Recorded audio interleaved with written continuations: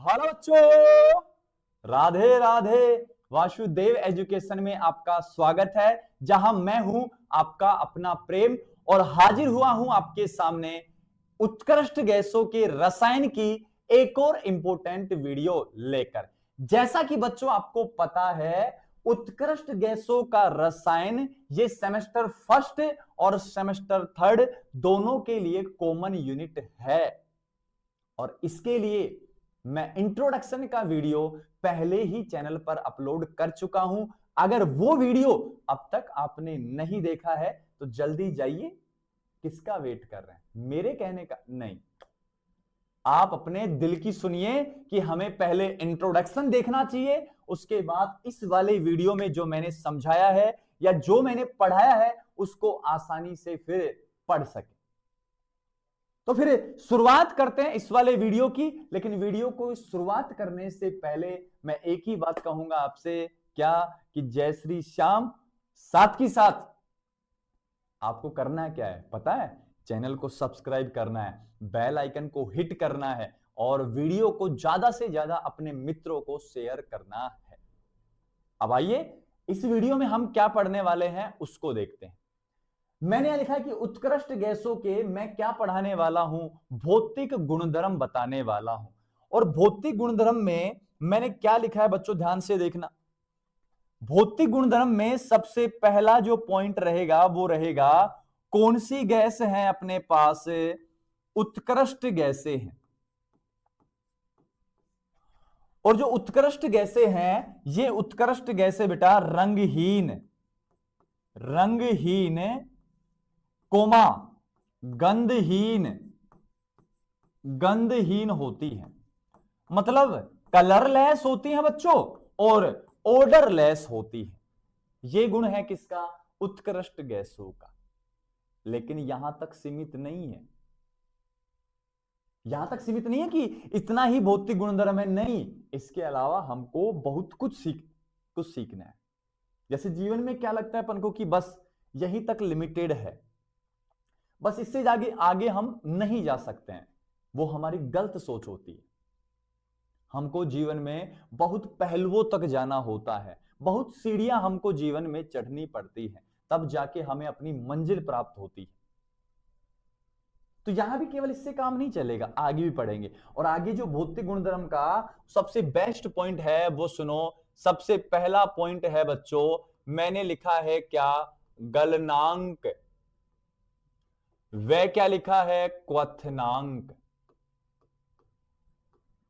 ये पहला भौतिक गुणधर्म है इसका, जिसको आपको अच्छे से एक्सप्लेन करना है। अगर मैं चाहूं तो इसको लिख सकता हूं, ये तो है मेल्टिंग पॉइंट एंड ये जो क्वथनांक है ये होता है बॉइलिंग पॉइंट। क्लियर है क्या सभी बच्चों को मेरी बात?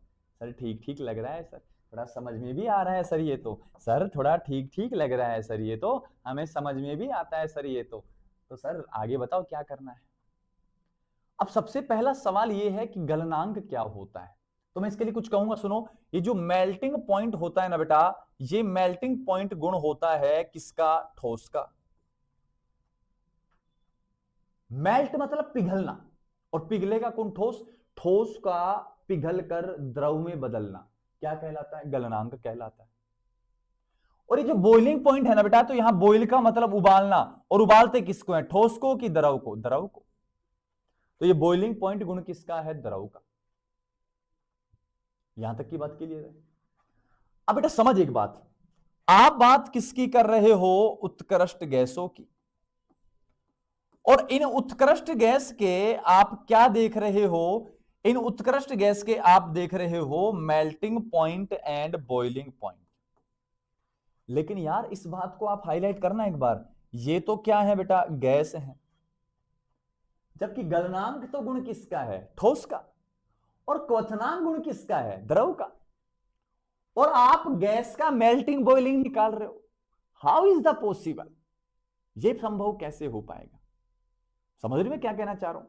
मैं कहना चाह रहा हूं कि मेल्टिंग पॉइंट ठोस का देखते हैं और बॉइलिंग पॉइंट द्रव का देखते हैं, और आप क्या पढ़ रहे हो? गैस। तो गैस का क्या देखें? आप तो दोनों ही देख रहे हो गैस का। जबकि गैस का तो इन दोनों में से कोई गुण है ही नहीं। अभी गुण बना कैसे वो सुनो। ये जो गैस है ना बेटा, गैस, ये जो गैस है ये उच्च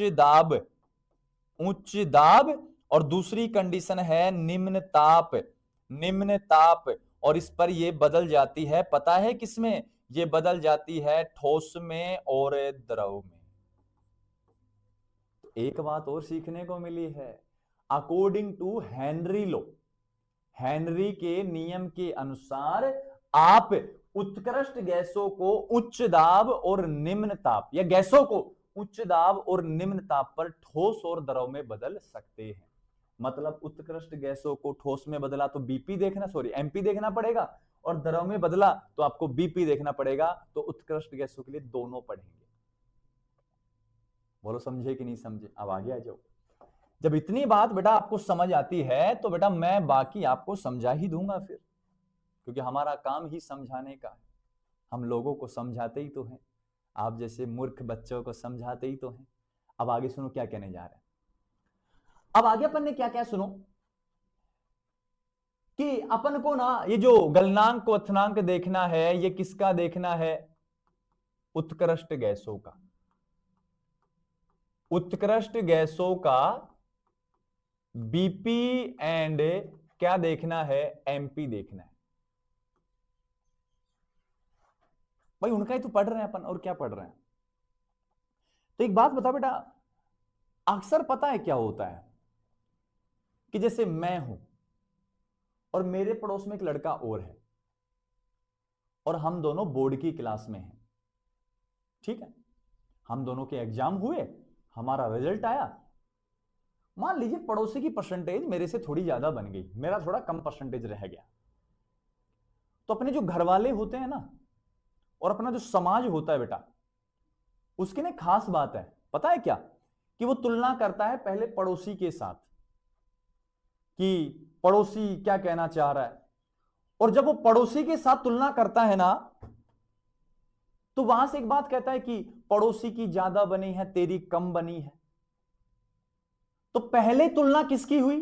पहले तुलना होगी पड़ोसी के साथ, पड़ोसी से पहले तुलना हुई है। क्लियर है बात? अब मान लो दूसरी कंडीशन है, मैं हूं, मेरा एक छोटा भाई है और एक पड़ोसी है, ठीक है। हम तीनों एक ही क्लास में हैं और वो क्लास बोर्ड की है। फिर से एग्जाम हुए, फिर से रिजल्ट आया, तो अब जो मेरे फैमिली वाले रहेंगे ना, तो पहले हम दोनों की तुलना करेंगे पड़ोसी के साथ। मतलब पहले हमारी तुलना बाहर होगी, कन्फर्म है, फिर हमारे घर में होगी कि बड़े भाई की ज्यादा बनी है, छोटे भाई की कम बनी है। तो ये जीवन का, समाज का और केमिस्ट्री का रूल बन चुका है कि जब भी किसी की तुलना होगी तो पहले बाहर करो, बाहर वाले तत्वों से, और फिर घर के जो वर्ग के जो तत्व है उनसे तुलना करो। जैसे समझो, तत्व है helium, neon, argon, krypton, xenon. Radon को मैं छोड़ूंगा, रेडियोधर्मी होता है, ठीक है बात। इनकी तुलना बाहर के तत्वों से करवाई, और बाहर के तत्व कौन है? पी ब्लॉक के तत्व लगाओ, boron, carbon, nitrogen, oxygen, fluorine. ये अब सुनो खास बात, ये भी पी ब्लॉक के, ये भी पी ब्लॉक के, ये भी पी ब्लॉक के। तो इनकी तुलना बाहर वाले तत्वों से करवा रहे हैं। तो क्या पता लगा? सुनो, बोरोन तो क्या बनाता है? 3 बंध, कार्बन बनाता है 4 बंध, नाइट्रोजन बनाता है 3 बंध, ऑक्सीजन बनाता है 2 बंध, फ्लोरीन बनाता है 1 बंध। और ये जो खुद है ना बेटा, ये खुद बनाते हैं कितने बंध? 0 बंध बनाते हैं। मतलब कोई बंध नहीं बनाते हैं, जाहिर सी बात है। और जब ये कोई बंध नहीं बनाते हैं तो अब क्या करना है? अब क्या करना है? बंध तोड़ने के लिए, बंध तोड़ने के लिए क्या देनी है? ऊर्जा देनी है। बस इतना सोचो आप तो, क्योंकि जब तोड़ेंगे ना तभी ठोस किस में बदलेगा? द्रव में। और जब तोड़ेंगे तभी द्रव तो उबलना प्रारंभ करेगा। बंध टूटेंगे तभी तो उबलेगा, द्रव में बदलेगा। अब इन सभी को तोड़ना है। अब एक ग्रुप में उत्कृष्ट गैसें हैं, एक ग्रुप में ये फैमिली के तत्व हैं। तो एक छोटी सी बात बताओ, यहां कितने बंध को तोड़ने के लिए ऊर्जा देनी पड़ेगी? 0 को। और यहां 3 को, फिर 4 को, फिर 3 को, फिर 2 को, फिर 1 को। तो मुझे बता दो, एक ग्रुप ये है ए और एक ग्रुप में है उत्कृष्ट गैसें बी, कौन से ग्रुप में ज्यादा बंद है? ए में। कौन से ग्रुप में बंद तोड़ने के लिए ऊर्जा ज्यादा देनी पड़ेगी? ए में। तो कौन से ग्रुप का गलनांक क्वथनांक अधिक होगा? ए का। तो इनके गलनांक क्वथनांक के मान शून्य बंद के कारण क्या होंगे? कम होंगे। तो मैं एक लाइन लिखूंगा, क्या क्या लिखूंगा, ध्यान से समझना बेटा, कि बीपी एंड एमपी के मान क्या होते हैं? कम होते हैं।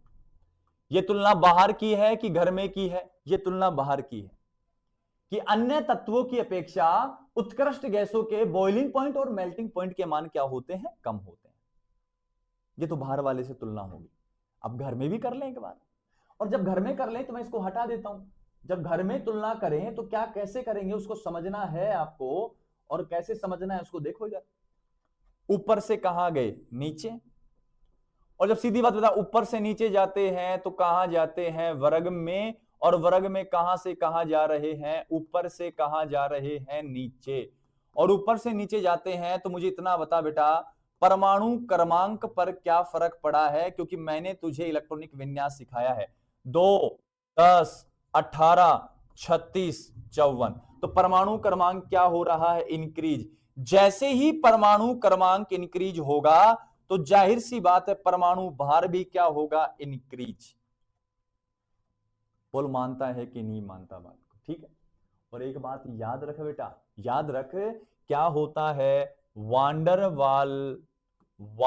वाल से आकर्षण बल होता है, आकर्षण बल। और यह समानुपाती होता है, पता है किसके? अणुभार के समानुपाती होता है। ये लीजिए, मतलब अणुभार बढ़ने से वांडरवाल आकर्षण बल बढ़ जाता है। क्लियर है बात? और ये जो समानुपाती होते हैं ये होते हैं बीपी एंड एमपी के। कॉन्सेप्ट अच्छा है।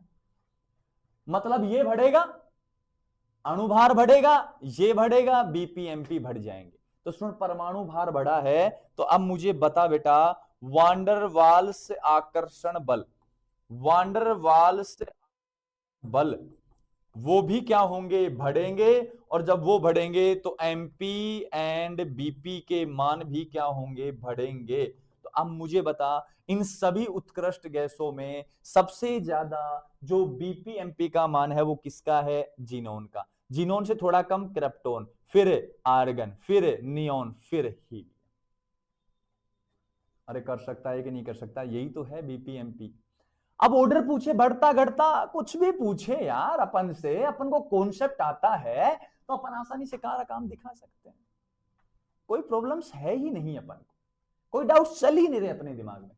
फिर भी चल रहे हैं तो आप कमेंट सेक्शन में मुझे बताएं, मैं समझाऊंगा आपको। मेरा तो काम ही समझाना है। और हम तो देखो वासुदेव को मानते हैं, और वासुदेव जो काम करते हैं वो सिर्फ समझाने का काम करते हैं। उन्होंने सिर्फ एक बात कही है कि तुम अपने कर्म निमित्त काम करो, बाकी पर मुझ पर छोड़ दो। तुम तुम्हारा कर्म करो, बाकी मुझ पर छोड़ो। फल कैसा देना है, अच्छा देना है, बुरा देना है, मैं डिसाइड करूंगा तुम्हारे कर्मों के आधार पर। तो आप तो एक बात बताओ, कहां समझ में नहीं आया? फिर हमारा काम है कि हम कैसे समझाते हैं उसको। क्लियर है बात? तो ये वाला हो गया सारा। आगे चल। नेक्स्ट जो अपने पास है 2 नंबर भौतिक गुण है वो है बेटा आयनन ऊर्जा। आयनन ऊर्जा,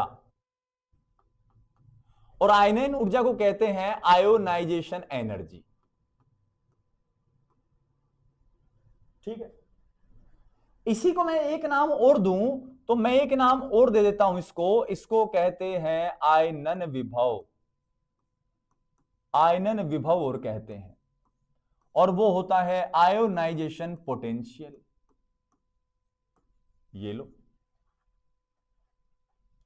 पहला आयनन ऊर्जा और दूसरा नाम क्या है? आयनन विभव। अब होता है क्या है वो सुनो, बड़ी अच्छी बात है इसके बारे में, मुझे अच्छी लगती है ये बात। केमिस्ट्री में तत्व को किससे दर्शाते हैं? एक्स से। अब कोई भी परमाणु है तो उसका नाभिक भी है, नाभिक में प्रोटॉन भी है, न्यूट्रॉन भी है, और उसका वैलेंस सेल भी होता है। यही तो खास बात है केमिस्ट्री की। जैसे जितने गुण वासुदेव में है, उनके गुणों की व्याख्या करते करते अपनी जबान थक जाएगी, लेकिन अपन श्री कृष्ण के बारे में सब कुछ व्याख्या नहीं कर पाएंगे। उनकी सुंदरता, उनका ज्ञान, उनकी खुशी, उनकी चेहरे पर जो मुस्कान है, उनका मोर मुकुट है, उनके पास जो राधा है, उनकी रुक्मणी है, उनकी मित्रता है, किस किस के बारे में एक्सप्लेन करूंगा मैं? शब्द नहीं होंगे अपने पास एक दिन। दुनिया के सारे शब्द अगर लगा देंगे ना, तभी भी हम श्री कृष्ण का पूर्ण व्याख्यान नहीं कर पाएंगे। और भगवान ने गीता में खुद ने भी कहा है कि शब्द और अक्षर मैं ही, मैं नहीं भगवान, मैं तो कुछ नहीं हूं, मैं तुच्छ प्राणी हूं उनके सामने। भगवान ने कहा है कि शब्द और अक्षर मैं ही हूं, ज्ञान अज्ञान मैं ही हूं, सूर्य तप ज्ञान यज्ञ सब मैं ही हूं। तो ऐसे ही ना तत्व के पास कन्फर्म है, एक भाइतम कोष होता है, और उस भाइतम कोष से एक इलेक्ट्रॉन बाहर निकालना है, और एक इलेक्ट्रॉन बाहर निकालेंगे तो एक्स के ऊपर चार्ज कैसा आएगा? प्लस। इसके लिए क्या देनी पड़ेगी? ऊर्जा। और वो ही ऊर्जा कौन सी होती है? आयनन ऊर्जा होती है। आयनन ऊर्जा, ऊर्जा की आवश्यकता, और जो आवश्यक ऊर्जा है बेटा, वो ही क्या कहलाती है? आयनन ऊर्जा कहलाती है। तो सिंपल सी लाइन कहूं क्या? किसी तत्व के बाह्यतम कोष से एक इलेक्ट्रॉन बाहर निकालने के लिए आवश्यक ऊर्जा की मात्रा आयनन ऊर्जा कहलाती है। विभव क्यों का? क्योंकि देख बेटा, यहां प्लस आया है और यहां माइनस आया है, और मैं तो मानता हूं बेटा जहां प्लस माइनस आ गया तो वहां पोटेंशियल डिफरेंस जनरेट हो जाता है, और जहां पोटेंशियल डिफरेंस जनरेट होगा वहां क्या कहोगे? विभव आएगा। और विभव किसके कारण? आयनों के कारण आता है। जैसे हम पढ़ते हैं कि जिस दिशा में इलेक्ट्रॉन ट्रांसफर होते हैं, इलेक्ट्रॉन बह रहे हैं, उसके विपरीत दिशा में वैद्युत धारा बहती है, तो विभव आता है कहीं ना कहीं। तो मान लिया करो ऐसा, मैं ठीक कह रहा हूं इस मामले में, कि जहां प्लस माइनस आए, जहां प्लस और इलेक्ट्रॉन दिख जाए, तो कंफर्म है कि वहां इलेक्ट्रॉन ट्रांसफर होंगे, वैद्युत धारा जनरेट होगी, विभव आएगा। अब इधर आते हैं, इधर आते हैं, ठीक है। अब वही तुलना करेंगे, एक बार बाहर के लोगों से और एक बार अंदर के लोगों से। हीलियम, नियोन, आर्गन, क्रिप्टोन और जीनोन। तुलना कर रहे हैं इनकी किनसे? Carbon family, nitrogen family, phosphorus family, sorry कहीं का फॉस्फोरस, बोरोन तो लिखा ही नहीं। Boron, carbon, nitrogen, oxygen, fluorine, इनके साथ तुलना कर रहे हैं। अब मैं तो क्या कह रहा हूं, सुन बेटा, मैं तो क्या कह रहा हूं, मैं तो सीधी सी बात कर रहा हूं, इसका विन्यास लिख रहा हूं मैं। इसका विन्यास है NH2NP1, इसका है NH2NP2, इसका है NH2NP3, इन दोनों का लिखता हूं NH2NP4, इसका लिखता हूं NH2NP6, सॉरी 5। ठीक है, इन पूरी फैमिली का लिखा है मैंने, पूरी, इस पूरी फैमिली का ये है, इसका ये है, इसका ये है। ऐसे अगर इनका लिखूं मैं, तो इनका होता है बेटा हीलियम को छोड़कर NH2NP6। अब एक बात बता, हुंड कोई था? हुंड, हुंड क्या कहता था कि पूर्ण पूरित अधिक स्थायी। तो ये देख, ये भी पूर्ण पूरित, ये भी पूर्ण पूरित, कैसा बनेगा? ये अधिक स्थायी बनेगा। और जो पहले से मोर स्टेबल है, उसको कहें कि तू एक इलेक्ट्रॉन दान कर दे, करेगा। ठीक उसी प्रकार जैसे समझो, मान लीजिए आज अपने घर में शादी है और अपन छोटे हैं, तो जब शादी है तो अपन चाहते हैं कि आज स्कूल नहीं जाएं, लेकिन मम्मी नहीं मान रही।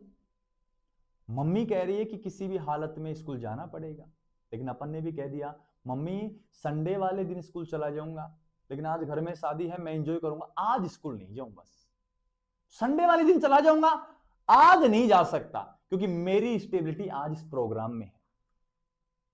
ऐसे ये क्या कहेंगे, सुनो, कि हमारे पास पूर्ण पूरित कक्षक पहले से हैं, मजाल है कि हम एक इलेक्ट्रॉन दान कर दे, नहीं। हम इनके कंपैरिजन में, मतलब boron family, carbon family, nitrogen family, oxygen family, fluorine family, इनके कंपैरिजन में हम उत्कृष्ट गैस अधिक स्थायी विन्यास रखते हैं। तो हम आसानी से एक इलेक्ट्रॉन नहीं त्यागते हैं। ये तो फिर भी त्याग देंगे सब, और जब ये आसानी से नहीं त्यागते हैं तो इलेक्ट्रॉन बाहर करने के लिए ऊर्जा ज्यादा देनी पड़ेगी। तो इनके आईपी एंड आईई के मान क्या होते हैं बेटा? उच्च होते हैं। रीजन समझ में आया? क्योंकि विन्यास पूर्ण पूरित होता है। एक इलेक्ट्रॉन बाहर करेंगे आसानी से, नहीं करेंगे जबरदस्ती करेंगे, जबरदस्ती करनी है तो ऊर्जा देनी पड़ेगी। तो इनके आईपी के मान कैसे आएंगे? उच्च आएंगे अदर के कंपैरिजन में। नोट कर इसको जल्दी से। अब यार बाहर तो खूब तुलना कर ली तूने, एक बार घर में तुलना हो जाए, और जब घर में तुलना होती है ना, हकीकत तब पता लगती है कि हम कितने पानी में चल रहे हैं, या सारा ही तो पानी नहीं है। इस बात का भी ध्यान रखना पड़ता है। अब घर में तुलना कर ले बेटा, और घर में क्या तुलना करेगा समझते जाना। यहां से सबसे पहले वर्ग में जा रहे हैं तो परमाणु क्रमांक क्या हो रहा है? इंक्रीज। परमाणु क्रमांक इंक्रीज होने से क्या फायदा मिला? कि इनका जो परमाणु आकार है वो क्या हो गया? इंक्रीज। अब एक बात बता बेटा, देख सीधी सी बात है कि आकार बढ़ गया, जैसे परिवार है और परिवार बहुत बड़ा हो गया, कुछ लोग यहां रहते हैं, कुछ लोग अपने स्टैंड पे रहते हैं, कुछ लोग फिर दिल्ली रहने लग गए, कुछ लोग फिर बॉम्बे रहने लग गए, परिवार बड़ा हो गया तो रिश्तों में दूरियां भी बढ़ गई। जैसे मैं कहूं कि कोई लड़का है इधर है, मैं मेरा नाम तो लूंगा नहीं क्योंकि आप कहोगे सर की गर्लफ्रेंड है फिर, तो जैसे कोई लड़का है वो इधर है, उसकी गर्लफ्रेंड जयपुर है।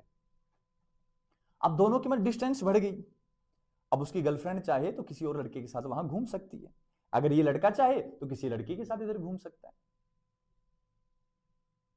ऐसे मान लो कि जब आप घर रहते हो तो घर पे पापा रहते हैं, तो कहीं भी जाना होता है तो बाउंडेशन होती है, लेकिन आप फिर कोचिंग करने के लिए जयपुर चले गए तो आप वहां फ्री हो गए, बाउंडेशन खत्म होगी तो डिस्टेंस बढ़ गई। ऐसी बात बताओ कि परमाणु क्रमांक बढ़ा है तो परमाणु आकार बढ़ गया। तो हीलियम का पहले ना, ये हीलियम का नाभिक, ये हीलियम का भायतम कोष दूरी कम है दूरी। अब सोचो नियोन नाभिक भायतम कोष दूरी बढ़ी है, ऐसे आर्गन, ऐसे ही क्रिप्टॉन और ऐसे ही जिनोन। तो सबसे बड़ी डिस्टेंस किसमें है? जिनोन में। तो मैं कहूंगा सुन, नाभिक ऊपर से नीचे जा रहे हैं, जब नाभिक व संयोजी कोश के मध्य की दूरी, और वो भी क्या हो रही है बेटा? इंक्रीज हो रही है। मतलब रिश्तों में दूरियां बढ़ती जा रही है। और एक बात कंफर्म बेटा, जब रिश्तों में दूरियां बढ़ जाती है तो तोड़ना आसान होता है, और जब तोड़ना आसान है तो ऊपर से नीचे जाने पर आईपी क्या होता है? डिक्रीज हो जाता है। सबसे बड़ा आकार जिनोन का, अरे है कि नहीं? परमाणु क्रमांक ज्यादा, आकार बड़ा, नाभिक और भायतम कोष के मध्य की दूरी ज्यादा। अब ज्यादा हो गई तो आईपी, थोड़ी सी ऊर्जा देंगे और तुरंत बॉन्ड टूट जाएगा। और ऐसे सोच लो, एक छोटी सी स्टिक दूं आपको इतनी, उसको कहूं तोड़ दे, और एक इतना बड़ा लट्ठा दूं आपको बड़ा, और बड़ा कहूं तोड़ दे, आप आसानी से टक तोड़ दिया। तो बड़े दूरियां हो जाती हैं, बड़ों में क्या हो जाती हैं? दूरियां। वो बड़े नहीं, बड़े डिस्टेंस वाले बड़े, जिनमें ज्यादा ऐसे होता है, लंबाई में ज्यादा होते हैं, उनके क्या हो जाती है? उनकी प्रबलता कम हो जाती है, उनको आसानी से तोड़ सकते हैं, तो उनके आईपी के मान क्या हो जाएंगे? कम। तो यहां सुनो, आईपी का कैसा क्रम है? घटता क्रम है। तो सबसे ज्यादा आईपी किसका है? हीलियम का, फिर नियोन, फिर आर्गन, फिर क्रिप्टॉन, सबसे कम जिनोन। तो एक बात पूछूं बेटा मैं आपसे, जिनोन के आईपी का मान सबसे कम, तो एक लाइन लिखूंगा सुनो, उसको ध्यान से समझ। जिनोन आईपी सबसे कम, आईपी क्या है? सबसे कम। अरे मानता है कि नहीं मानता? ठीक है, आईपी सबसे कम है तो सबसे पहले एक इलेक्ट्रॉन क्या करता है? त्यागता है। और सबसे पहले जब एक इलेक्ट्रॉन त्यागेगा तो सबसे पहले क्या रखेगा? धनावेश। और सबसे पहले धनावेश होगा तो ये जो है ये कैसा होता है? अधिक क्रियाशील होता है। दोनों बात समझ बेटा यहां से। जिनोन की क्रियाशीलता सबसे अधिक होती है इन सभी अक्रिय गैसों में। तो नेक्स्ट पॉइंट क्या बना रहा हूं सुन। नेक्स्ट पॉइंट बनाया 3 नंबर। स्क्रीनशॉट तो ले ले, फिर कहेगा सर लेने भी नहीं देते। चले देखो, नेक्स्ट जो 3 नंबर है वो है क्रियाशीलता।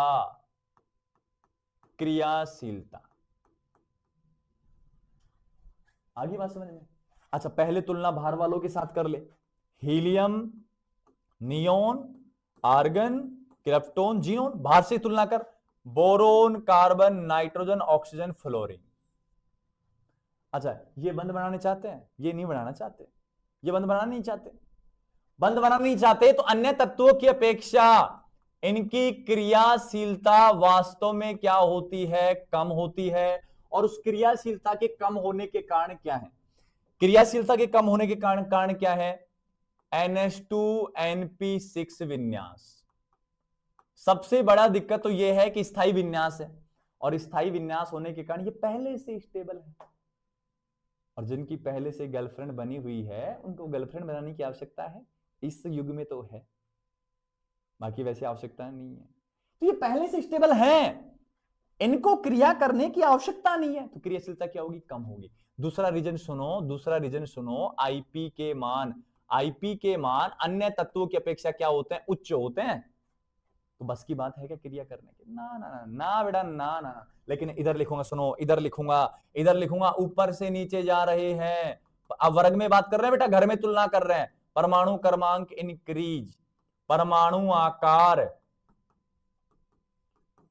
आकार क्या होगा? इंक्रीज। परमाणु आकार इंक्रीज होने से आईपी के मान क्या होते हैं? डिक्रीज। तो नया कॉन्सेप्ट बना, पता है क्या नया कॉन्सेप्ट बना? आईपी इनवर्सली प्रोपोर्शनल परमाणु आकार।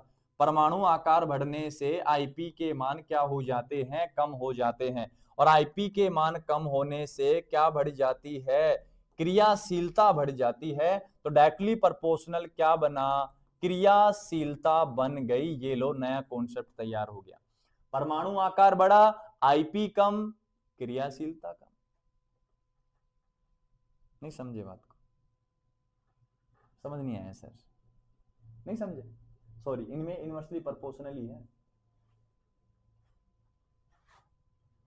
दोबारा बना रहा हूं मैं, दोबारा बना रहा हूं। क्या बना रहा हूं? सुन यार, क्या कहना चाह रहा था मैं, क्या कह दिया। आईपी ये होता है परमाणु आकार, और ये डायरेक्टली प्रोपोर्शनल होता है किसके? क्रियाशीलता के होता है। क्रिया नहीं बेटा, क्रिया है। ऐसे था कुछ, वो गलती से हो गया। एम छोरी, क्षमा चाहता हूं। परमाणु आकार बढ़ने से आईपी के मान कम हो जाते हैं, और परमाणु आकार बढ़ने से क्रियाशीलता का मान बढ़ जाता है। मेरी बात को समझ गए क्या सभी बच्चे? ठीक है, आगे चलते हैं। सबसे अधिक क्रियाशील कौन? जिनोन। उससे कम क्रिप्टोन, आर्गन, नियोन। सबसे कम क्रियाशील हीलियम। क्लियर है बात? चौथा जो पॉइंट है वो सुनिए। चौथा जो पॉइंट है वो है इलेक्ट्रॉन बंधुता।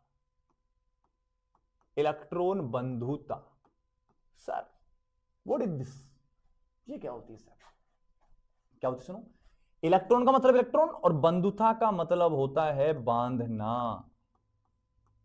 किसको बांध रहे बेटा? इलेक्ट्रॉन को बांध रहे हैं अपन। किससे?